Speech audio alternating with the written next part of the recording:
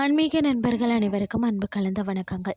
இன்றைக்கு நாங்கள் ஆன்மீகம் சம்பந்தமான பதிவில் காசிக்கு நிகரான தகட்டூர் ஸ்ரீ பால பைரவர் திருக்கோயிலை பற்றி ஒரு அரிய ஆன்மீக வரலாறை பார்க்கலாமா வாங்க. பொதுவாக சிவன் கோவில்களில் காவல் தெய்வமாக மூலவரின் வடகிழக்கு திசையில் வீற்றிருக்கும் காலபைரவர் காசிக்கு அடுத்தபடியாக மூலவராக எழுந்தருளி அருள் பாலிக்கும் புண்ணிய பூமி தான் தகட்டூர். அதாவது நாகப்பட்டினம் மாவட்டத்தில் பார்த்தீங்கன்னா வேதாரண்யம் திருத்துறைப்பூண்டி சாலையில் சுமார் 20 கிலோமீட்டர் தொலைவில் அழகமேலிரும் பார்த்தீங்கன்னா முள்ளியாற்றின் கரையில் இந்த கோவில் அமைந்துள்ளது. இந்த பெயர் வர காரணம் என்னன்னு சொல்லி பார்த்தீங்கன்னா, இந்த கோயிலில் பார்த்தீங்கன்னா மகாமண்டபத்தில் சக்தி வாய்ந்த 5 எழுத்து மந்திரம் நமச்சிவாய பொறிக்கப்பட்ட யந்திரம் உள்ளதால் இந்த தலத்துக்கு தகட்டூர் என்றும் யந்திரபுரி என்றும் பெயர் வந்ததாம். தேவார வைப்பு தலமாகவும் காணப்படுகிறது. சுந்தரமூர்த்தி நாயனாரால் பாடல் பெற்ற பெருமை மிக்க தேவார வைப்பு தலமாகவும் இது திகழ்கிறது. காசியில் பார்த்தீங்கன்னா கருடன் பறக்காததும் பள்ளி கத்தாததும் ஏன்னு சொல்லி பார்த்தீங்கன்னா சுவாரஸ்யமான வரலாறு என்னென்னா, ராவணனை கொன்றதால் ஏற்பட்ட பிரம்மஹத்தி தோஷம் நீங்கணும்னா ஸ்ரீராமர் ராமேஸ்வரம் சுயம்பு சிவலிங்கம் பிரதிஷ்டை செய்து பூஜிக்க விரும்பினாராம். அதற்காக அனுமனை காசிக்கு அனுப்பி வைத்தாராம். காசிக்கு சென்ற அனுமனால் பல சிவலிங்கங்களுக்கு இடையே சுயம்பு லிங்கத்தை கண்டறிய முடியலையா. அப்போது அங்கு ஒரு கருடனும் பள்ளியும் அனுமனுக்கு உதவினதாம்.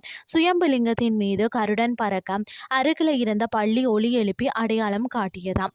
காசியின் காவல் தெய்வமான காலபைரவரின் அனுமதியின்றி கருடன் மற்றது பள்ளியின் உதவியோடு தான் அனுமன் சிவலிங்கத்தை எடுத்து செல்ல முயன்றாராம்.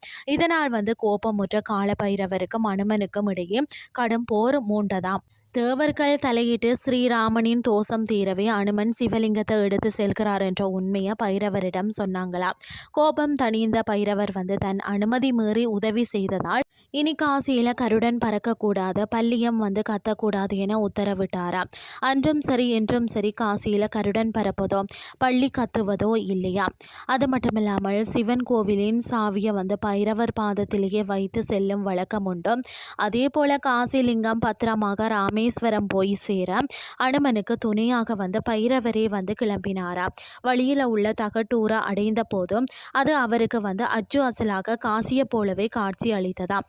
அந்த புனிதமான கணத்தில் பைரவர் ஒரு நொடி சிறு குழந்தையாக மாறி பிறகு பழைய உருவ அடைந்தாராம். இந்த தலத்தின் சிறப்பை உணர்ந்த பைரவர் இங்கேயே குழந்தை உருவில் பால பைரவராக தங்கி பக்தர்களுக்கு அருள் பாலிப்பேன் என அங்கேயே எழுந்தருளினாரா. அதாவது நவக்கிரக தோஷம் போக்கும் 9 மரங்கள்.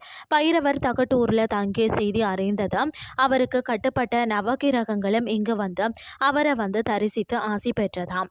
இந்த கோவிலில் நவகிரகங்களை குறிக்கும் 9 புனித மரங்கள் இருக்கிறதாம். இந்த மரங்கள் 9 முறை வலம் வழிபட்டாலே அனைத்து விதமான நவகிரக தோஷங்களும் உடனடியாக விலகும் என்பது நம்பிக்கையாக இருக்கிறது. முடியாதவர்கள் காசிக்கு நிகரான பலனை தரக்கூடிய தகட்டூர் பால கால பைரவரை தரிசித்து பைரவரின் அருளையும் நவக்கிரக தோஷ நிவர்த்தியையும் பெறுவோமாகன்னு சொல்லி கூறிக்கொண்டு இன்றைய ஆன்மீகம் சார்ந்த பதிவை நிறைவு செய்து கொள்கிறேன். இதே மாதிரி மற்றொரு ஆன்மீகம் சார்ந்த பதிவோடு உங்களை சந்திக்கிறேன். நன்றி.